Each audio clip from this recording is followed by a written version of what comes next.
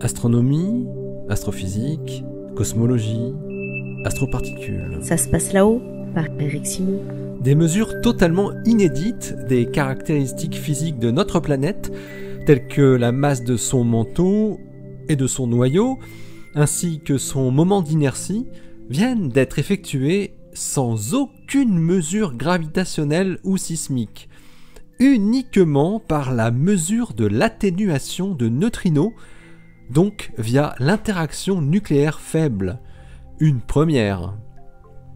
C'est bien sûr avec le détecteur géant de neutrinos IceCube que cette mesure a pu être effectuée.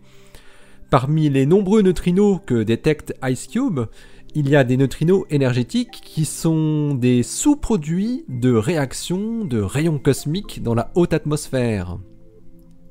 Ces rayons cosmiques primaires, surtout des protons, produisent ainsi un flux de neutrinos dans toutes les directions qui peuvent avoir une énergie supérieure à 1 TeV.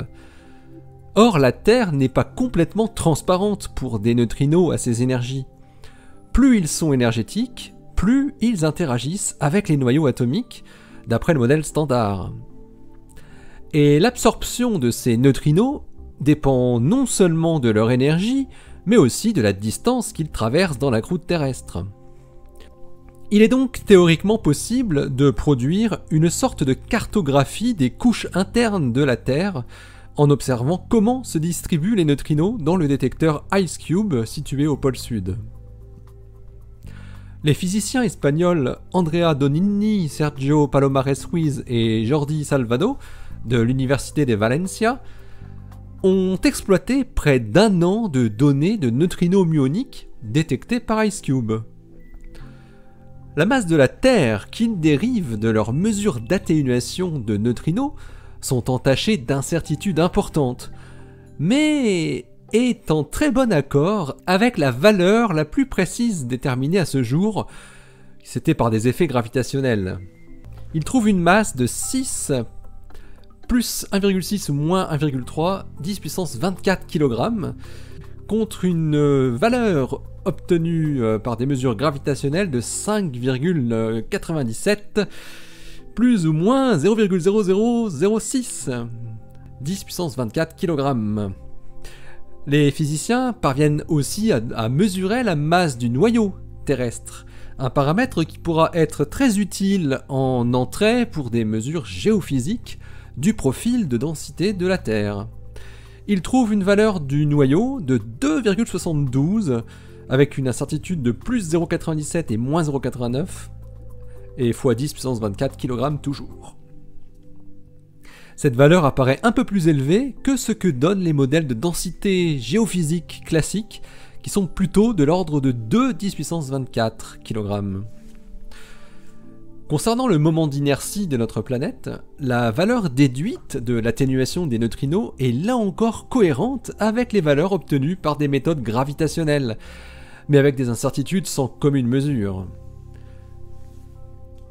Donini et ses collègues trouvent une valeur du moment d'inertie qui vaut 6,9 plus ou moins 2,4 10 puissance 37 kg/m², contre la valeur retenue classiquement de 8,01736 plus ou moins 0,00097 10 puissance 37 kg/m². Une autre information qui peut être extraite des données concerne la différence de densité entre le manteau et le noyau terrestre. Donini et ses collègues montrent clairement l'existence d'une forte inhomogénéité entre ces deux régions internes. La différence de densité moyenne qu'ils trouvent vaut, la différence entre le noyau et le manteau, vaut 13,1 plus ou moins environ 6 grammes par centimètre cube. L'étude démontre ainsi la faisabilité d'une exploration de la structure interne de notre planète d'une manière complémentaire, car très différente, des méthodes géophysiques traditionnelles. Elle reste néanmoins encore loin des méthodes gravitationnelles pour ce qui est de la précision des mesures, mais ce n'est qu'un manque de statistiques, donc de temps ou de volume de détection. Dans leur conclusion, Andrea Donini et ses collègues pointent un fait intéressant. Le fait que cette mesure de masse inédite qui exploite des effets non gravitationnels pourrait permettre de sonder si toute la matière qui contribue au champ gravitationnel de la Terre est bien de la matière baryonique, des protons, des neutrons, des électrons, ou bien si une fraction serait différente, de la matière noire par exemple, qui n'atténuerait pas le flux de neutrinos comme les nucléons. D'après les chercheurs, les données qu'ils ont exploitées ne permettent pas d'exclure ce scénario.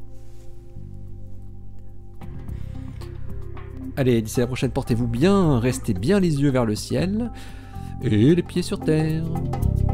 Salut!